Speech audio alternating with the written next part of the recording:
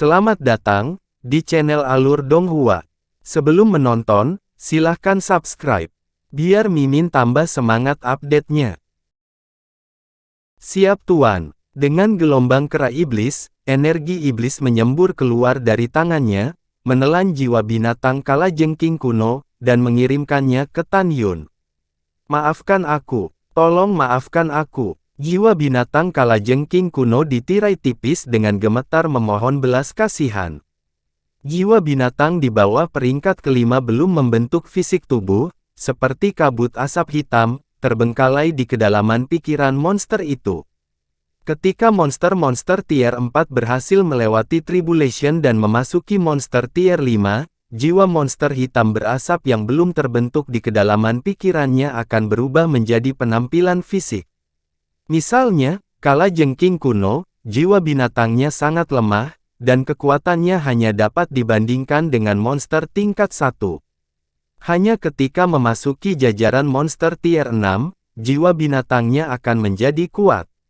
Jika Tan Yun melepaskan jiwa binatang kuno, jiwa binatang buas akan berhasil merebut binatang buas tingkat pertama, dan dapat bangkit kembali.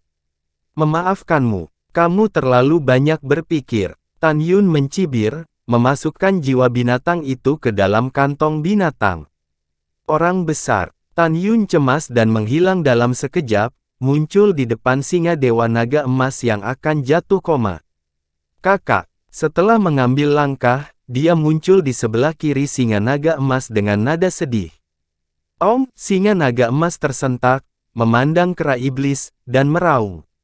Kera iblis jelas dapat memahami kata-kata singa naga emas, jadi dia segera berkata, "Jangan khawatir, saudaraku, aku akan melindungi Tuan, saudara, kamu dapat menyembuhkan lukamu." Singa naga emas mengangguk, dan segera menyusut, menjadi seukuran kucing, dan koma. Selanjutnya, Tan Yun memasukkan naga emas dan singa dewa ke dalam tas binatang roh. Kera iblis pembunuh, hormat kepada Tuan. Segera bersujud di depan Tan Yun, dengan suara yang dalam. Kamu akhirnya bangun. Tan Yun lang tersenyum, jangan sopan, bangun. Tan Yun cukup bersemangat, dan akhirnya sudah bangkit. Dengan kera iblis, di masa depan, saya akan memiliki lebih banyak perlindungan di Huang Fu Shengzong. Tan Yun melihat bahwa setelah terbangun, dia telah memasuki masa kesusahan tingkat keempat dari masa dewasa tingkat keempat, seperti yang diharapkan. Lagi pula, semakin tinggi levelnya, semakin lambat kecepatan kemajuannya. Ranah kera iblis saat ini masih sebanding dengan praktisi alam jiwa ilahi kesempurnaan agung, dan kekuatannya bahkan dapat membunuh dengan mudah. Praktis dapat terbang melintasi langit setelah memasuki tahap pertama dari alam jiwa ilahi, tetapi karena monster itu memiliki struktur tubuh yang berbeda dari tubuh manusia, monster tingkat keempat tanpa sayap tidak dapat terbang di udara, hanya setelah mencapai tahap kelima. Siap Tuan. Setelah bangun, kera pembunuh surga melihat sekeliling, bingung, Tuan, di mana kita? Mendengar ini, Tan Yun memberitahu tujuannya. Ketika kera iblis mendapatkan warisan dari naga iblis, itu juga memperoleh memorinya. Watak ganas dari Raja Dewa Naga Iblis juga mempengaruhi kera iblis, itu tidak seperti singa Dewa Naga Emas. Ketika mengetahui bahwa banyak dewa raksasa dan raksasa liar mati di jurang pemakaman para dewa, matanya sedikit merah dengan air mata yang berkedut. Tiba-tiba, kera iblis melihat ke kedalaman danau darah yang tertutup oleh kabut hitam yang mengepul, dan pupil raksasa itu menunjukkan kegembiraan. Tuan, menurut ingatan guruku, saya melihat pedang agung Anda. Apa? Tan Yun cukup bersemangat, beritahu aku di mana. Kera iblis dengan hormat berkata, Tuan, di danau darah. Sebelum dia menyelesaikan kata-katanya, kesedihan yang tidak disembunyikan terungkap pada kera iblis pembunuh surga. Tuan, saya juga telah melihat tulang-tulang para dewa. Dilihat dari nafas darah, danau darah ini seharusnya adalah darahnya. Tubuh Tan Yun bergetar, senyum di wajahnya mengeras, lalu dia menghela nafas, di mana? Tuan, Tulang-tulang dewa prasejarah juga ada di kedalaman danau darah. Kera iblis menatap danau darah yang diselimuti kabut hitam. "Yah, kalau begitu, aku akan pergi melihatnya," kata Tan Yun, berjalan menuju tepi danau darah dengan berat hati. Ketika Tan Yun datang ke tepi danau darah, saat kakinya melangkah ke kabut hitam yang bergulir, dia tiba-tiba membuat ratapan yang tak terhentikan. Namun, ketika kaki kanannya membentang ke dalam kabut hitam, tirai cahaya kekuatan spiritual yang melindungi tubuhnya tiba-tiba hancur, dan kemudian, rasa sakit yang tajam seperti pisau datang dari kaki kanannya. Tan Yun mundur selangkah dengan tergesa-gesa, setelah memadatkan kembali tubuh tirai cahaya kekuatan spiritual, dia melihat ke bawah dan melihat seluruh kaki kanannya, kulitnya pecah, darah berdegup, dan tulangnya terbuka. Sungguh menyakitkan bagi Tan Yun. Dia mengerti mengapa leluhur-leluhur abadi 80.000 tahun yang lalu, setelah mengambil pedang ilahi Wu, keluar jurang pemakaman terluka oleh kabut hitam ini. Tepatnya, tidak terluka oleh kabut hitam, tetapi oleh larangan di kabut hitam. "Tuan, apakah itu membuat Anda terluka?" Kera iblis menyusut tiba-tiba, menjadi normal, dan datang ke Tan Yun. "Itu tidak apa-apa," Tan Yun berkata, alis pedangnya berkerut, dengan serius berkata, "Kera tua, kamu telah mendapatkan warisan gurumu, dan kamu harusnya bisa menelan semua kabut itu. Dan kabut hitam di sini ajaib. Sekarang coba lihat apakah kamu bisa menelan kabut hitam yang disemprotkan dari danau darah, sehingga saya bisa melihat dengan jelas apa yang dilarang di danau darah." Kera iblis segera berkata, "Tuan, saya akan mencoba, saya akan menelan kabut hitam di danau darah untuk Anda sekarang." "Bagus." Tan Yun sangat gembira. Ketika ruang itu seperti riak air, ukuran kera iblis membesar, dan dalam sekejap menjadi raksasa dengan ketinggian beberapa kilometer. "Tuan, Anda percaya, saya mulai menelannya," dia berkata, membuka mulutnya yang besar, dan mengeluarkan raungan. Tiba-tiba, kabut hitam yang menutupi danau darah berguling ke arah mulutnya. Saat bernafas, ketika kabut hitam di danau menghilang, ada kabut hitam terus-menerus yang keluar dari danau darah, dan itu terus ditelan oleh kera iblis. Tan Yun di tepi danau darah memalingkan muka, tetapi di kedalaman danau darah, ada kerangka besar yang berdiri hingga 100.000 kaki. Dilihat dari bentuk kerangkanya, itu mirip dengan manusia. Dan di tangan kanan tulang itu, dia masih mengepalkan pedang raksasa berukuran panjang 120.000 kaki. Kekal, Tan Yun memandangi tulang-tulang itu, dan matanya menunjukkan kesedihan yang dalam. Itu adalah tulang dewa prasejarah, tulang abadi. Meskipun hanya tulang belulang dewa prasejarah yang tersisa, dapat dilihat dari sosoknya yang tinggi dan kokoh bahwa pada zaman kuno. Tan Yun menahan kesedihannya, mengalihkan pandangannya ke belakang dan melihat danau darah, dan segera melihat tempat dewa primordial berdiri, dengan 4 pedang besar setinggi 10.000 kaki. Pegangan pertama penuh dengan warna emas, itu adalah pedang agung metalik, Jinni. Pegangan kedua berwarna hijau muda, itu adalah pedang ajaib dari atribut kayu, Musin. Pegangan ketiga penuh dengan warna hijau zamrud, itu adalah pedang suci atribut air, Qingying. Gagang keempat berwarna coklat seluruhnya, tetapi pedang agung atribut bumi, debu halus. Jinni, Musin, Qingying, Xianchen. Tan Yun bergumam. Begitu suara itu jatuh, keempat pedang ilahi Hongmeng tiba-tiba bergetar, mengeluarkan suara ringan, dan kemudian terdiam. Jelas mereka semua mendengar suara Tan Yun. Tan Yun juga mengerti bahwa setelah kematian kehidupan pertamanya, mereka menderita luka berat seperti Wu, dan sekarang mereka tidak dapat berbicara. "Jangan khawatir, aku akan segera membawamu pergi." Tan Yun berteriak, mengambil langkah kecil, dan segera, menjulurkan jari dan menyodok ke depan.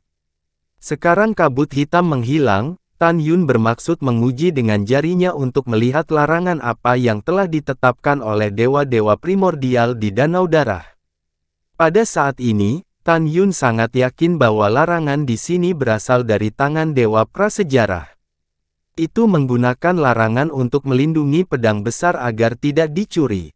Adapun Tuan Leluhur Abadi, mengapa dia bisa membawa Huowu pergi 80.000 tahun yang lalu? Tan Yun menyimpulkan bahwa itu bukan karena dia melanggar larangan yang diberlakukan oleh para Dewa Prasejarah, tetapi berdasarkan kekuatannya yang kuat, dia bersikeras untuk melawan larangan.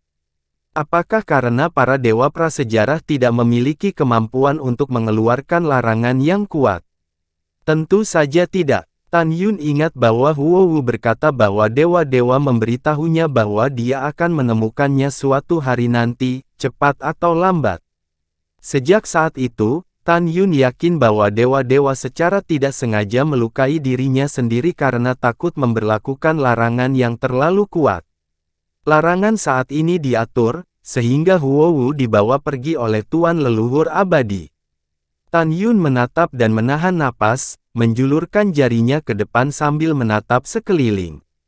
Ketika jari-jari Tan Yun terentang 1 inci ke depan, tiba-tiba, daging dan darah di 1 inci jarinya dicekik tak terlihat oleh kekuatan terlarang yang merusak, memperlihatkan sepotong tulang. Tan Yun menemukan bahwa di atas danau darah yang luas, angin kencang menderu, gelombang darah bergulir, kekuatan ruang dan kekuatan waktu dipelintir dan terjalin, dan kekuatan tak terlihat dari penghancuran ruang dan waktu diturunkan. Pada saat ini, Tan Yun memperhatikan bahwa 2 danau di utara danau darah, di tengah danau tempat air mata para dewa primordial berkumpul, menimbulkan jejak riak. Jika Anda tidak melihat dengan hati-hati, Anda tidak dapat melihatnya dengan jelas. Tan Yun mengerutkan kening, dan terdiam setelah menarik jarinya. Mungkinkah?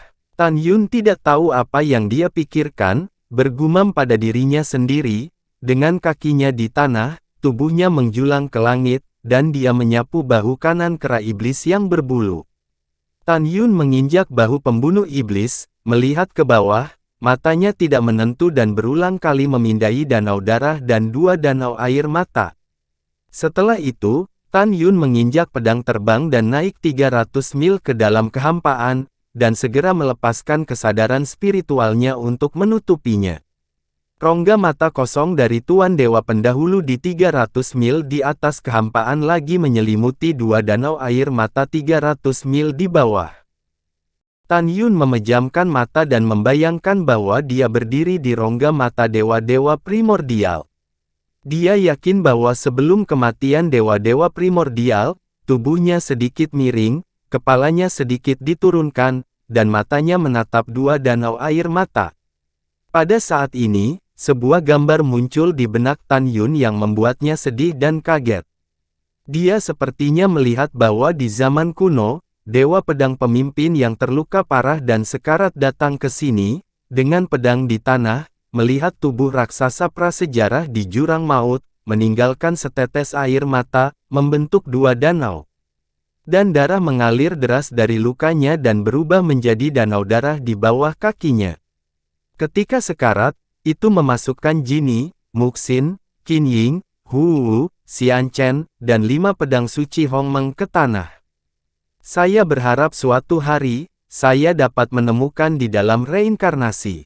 Dan khawatir bahwa 5 pedang ilahi yang luar biasa dicuri oleh para praktisi di benua hukuman surgawi, jadi itu menggunakan danau darah dan danau air mata untuk mengaturnya. Larangan ini mencakup seluruh jurang dewa yang terkubur, dengan danau darah dan 2 danau air mata sebagai dasarnya, menyebabkan danau darah menyemburkan kabut hitam yang menghalangi indera spiritual. Kekuatan destruktif larangan menyebar dari dasar formasi ke pintu masuk jurang maut. Dan tempat larangan destruktif yang paling kuat ada di sini. Adapun mengapa saat datang ke sini, hanya bertemu kalajengking binatang purba, tidak ada monster lain. Tan Yun menyimpulkan ini dan membuka matanya. Pada saat ini, dia telah menemukan mata terlarang untuk mencabut larangan. Jika saya tidak salah menebak, mata yang buta adalah mata tengkorak abadi. Tan Yun menginjak pedang terbang, rambutnya berkibar, dan kesadaran spiritualnya turun. Setelah menutupi danau darah dan dua danau air mata, dia menggunakan ilusi udara.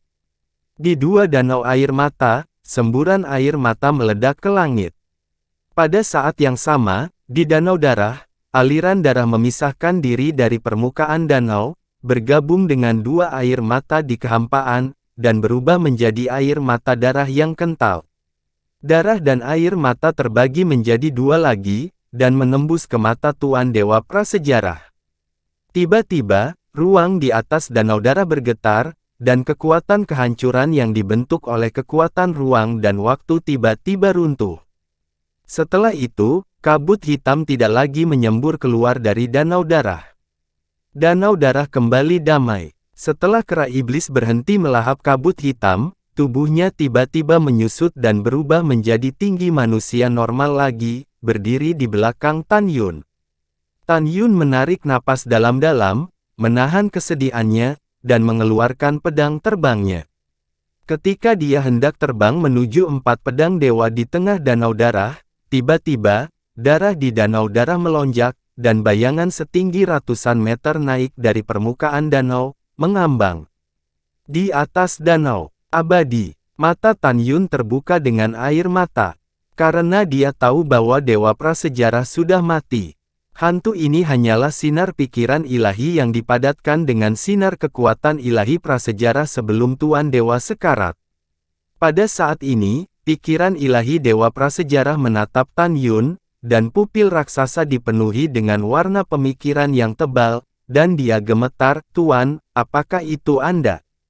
Apakah Anda melihat keabadian?" "Tuan, saya tahu bahwa di seluruh dunia, hanya Anda yang dapat mencabut larangan bawahan Anda, jadi Anda harusnya Tuan bawahan, kan?" Hati Tan Yun seperti pisau, menangis sambil menangis, "Keabadian, ini aku tuanmu."